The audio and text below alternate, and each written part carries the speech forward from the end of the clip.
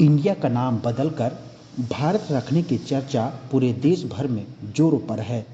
ऐसा होने पर देश स्तर के इंडिया नामित सारे सरकारी दस्तावेज एवं स्थान सारी चीजें प्रभावित होगी।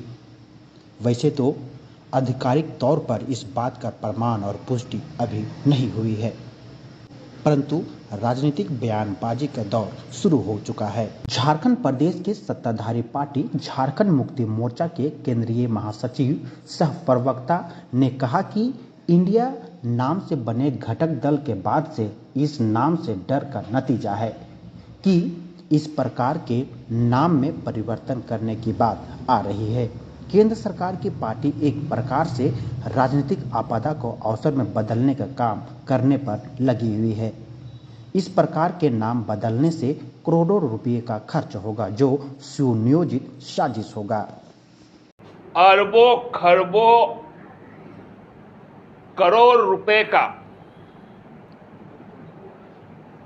केवल नाम बदलने से खर्चा होगा, क्योंकि 1 रुपए से लेकर सिक्का से लेकर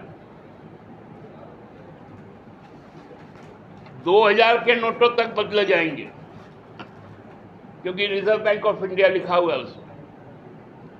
बाएं हाथ में लिखता है भारतीय रिजर्व बैंक, या ऊपर लिखते हैं क्योंकि राष्ट्रभाषा है, और नीचे लिखा जाता है रिजर्व बैंक ऑफ इंडिया। स्थिति ये आ गई है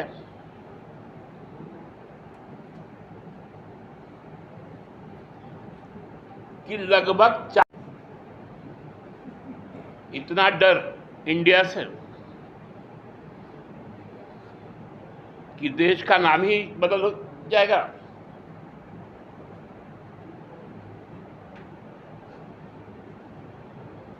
प्रेसिडेंट हाउस के सामने में जो सीधा रायसीना का जो रास्ता है, वहां जो इंडिया गेट है,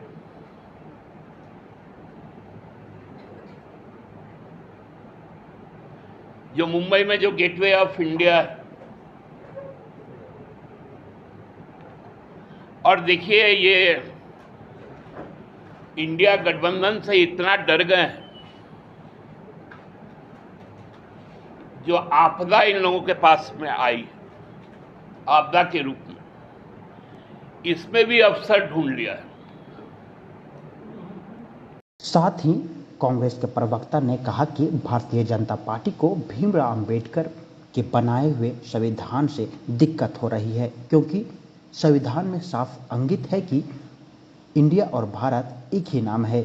भारतीय जनता पार्टी इस प्रकार के मुद्दे को लाकर देश में चल रहे जन मुद्दों से ध्यान भटकाने की कोशिश कर रहा है।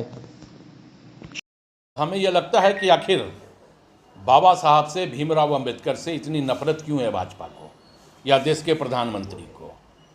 बाबा साहब ने संविधान में लिखा है कि इंडिया इज भारत, तो फिर ये बदलने का क्या औचित्य है? बाबा साहब से इतनी नफरत क्यों?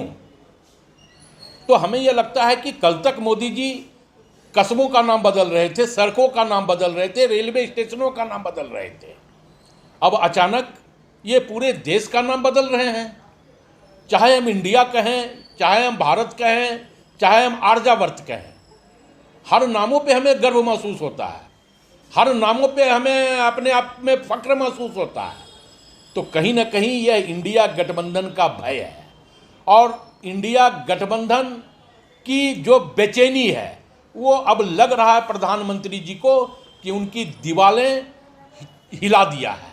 और यही कारण है कि प्रधानमंत्री जी अब बेचैनी में, छटपटाहट में इस तरह का निर्णय लेकर के जो देश की जो ज्वलंत मुद्दा है, उन मुद्दों से देश की आवाम का ध्यान भटकाने का काम कर रहे हैं।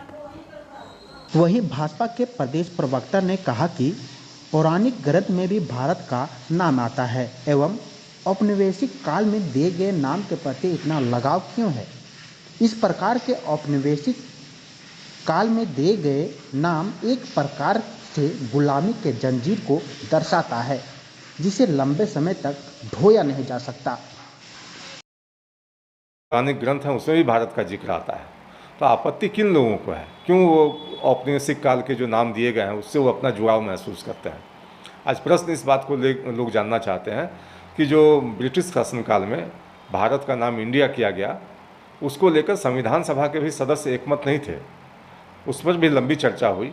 ठीक है, बहुमत होने के कारण नाम इंडिया भी रखा गया, लेकिन भारतीय जनता पार्टी के नेता नरेंद्र मोदी ने पिछले वर्ष ही कहा था कि गुलामी की जो विरासत है उसको हम बहुत लंबे समय तक ढो नहीं सकते। कई चीज़ें परिवर्तित की गई और उसी क्रम में मैं समझता हूँ कि अगर भारत नाम घोषित किया जाता है तो एक स्वाभाविक रूप से जब हम भारत माता की जय बोलते हैं, हम इंडिया माता की जय नहीं बोलते हैं। आप हमारे राष्ट्रगान में देखिए, जन गण मन अधिनायक जय जब होता है तब भी हम भारत का ही नाम आता है, उसमें भी इंडिया का नाम नहीं आता। तो आखिर आपत्ति कैसे है लोगों को, क्यों है, इसको स्पष्टीकरण देना चाहिए और अनर्गल आरोप लगाने के बजाय बिल्कुल ठोस और तथ्यात्मक चीज़ों को बात होनी